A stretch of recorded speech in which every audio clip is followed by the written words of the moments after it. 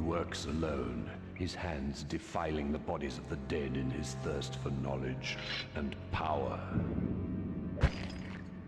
His name is Adam Crowley, a man who was once respected in the field of science until fate led him along another path towards black magic. Now he is in possession of the mythical Lost Diary of Samuel Pepys, a volume that contains the detestable rituals of the demon-worshipping Brotherhood of Hecate. Soon, he will complete his work. Tonight, as the sun sets on London one last time, he will unleash his demonic brood onto the streets.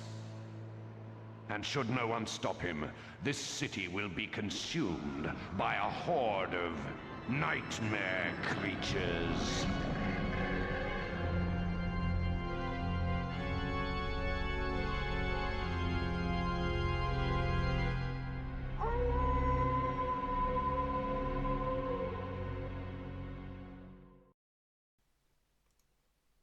Nightmare Creatures is one of the more nostalgic games on the PlayStation. I don't know how else to see it, but this game was part of my childhood, and while it was nowhere near as ubiquitous as, say, Metal Gear Solid, Resident Evil 2 or Die Hard Trilogy, it did come up a lot on demo discs, rentals and so on. It's a third-person action game. You start by choosing one of two characters, Nadia or Father Insinen, the guy. From there, you run through the foggy nighttime streets of Victorian-era London, fighting zombies, werewolves, and unspeakable Frankenstein monsters.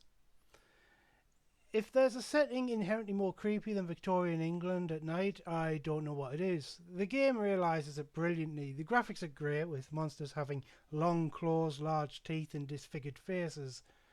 This is further sold by a brilliant soundtrack and well done sound effects. I don't have much to say other than it's great and really sells the mood.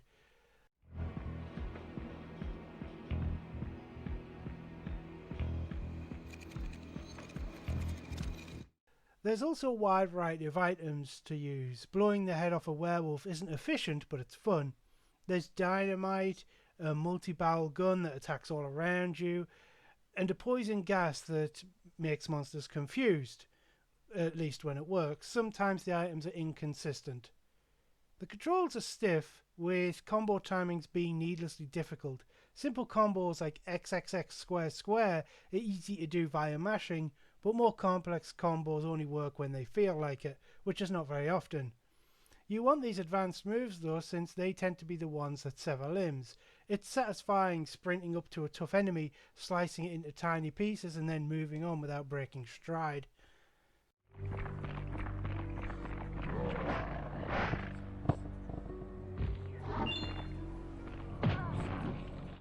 There is skill to the game, with well-timed blocks and dodges creating openings for you to attack, or at least in theory. The problem here is that some of the monsters have no real telegraph or wind-up. Others have attacks that can clip you even when you're behind them. Even the PAL version seems to run too fast to react to things. Essentially, there's always a chance you'll be clipped by some attack. I used to like this game as a teenager, and I still do now, but I've been spoiled by better games. One mechanic that I didn't like even as a teenager was the timer.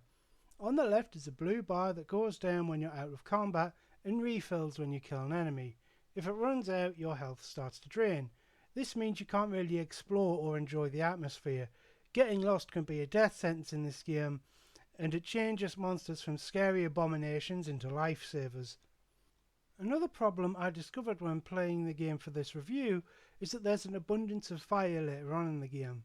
It's hard to tell how close you can get to it, and it does a lot of damage, and they put this stuff everywhere. Fights tend to cover a lot of ground, and you can't really mess around or you risk taking a lot of damage from the monster. As a result, getting burned will happen sooner or later. The bosses are likewise flawed, with simple repeating patterns that can nonetheless devastate you with powerful attacks or stun locks, and the controls lack the finesse to properly deal with them. Another pain in the arse is the platforming. Again, the controls are just too stiff for it to work properly. I know it sounds like I'm bashing the game, and I guess I am, but there's something that kept me coming back to it from time to time. Maybe it's nostalgia, maybe it's the atmosphere, maybe it's that there's not really anything like it except for maybe Bloodborne and I don't have a PS4.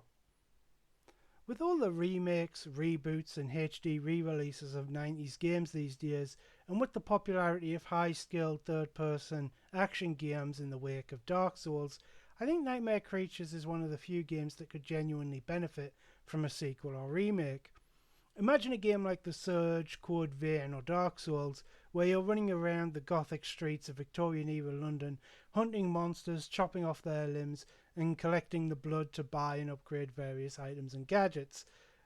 Although I've basically just described Bloodborne. Overall, it's hard for me to give an opinion on Nightmare Creatures. I like the game at times. I like how it looks, how it sounds, I like the setting and the atmosphere. It's all great. The combat can be fun in short bursts when you get used to the stiff controls and have a few combos memorized that you can comfortably pull off. And there are some levels, like the first level in the graveyard, that are fun, but it's hard to recommend to anyone in this day and age.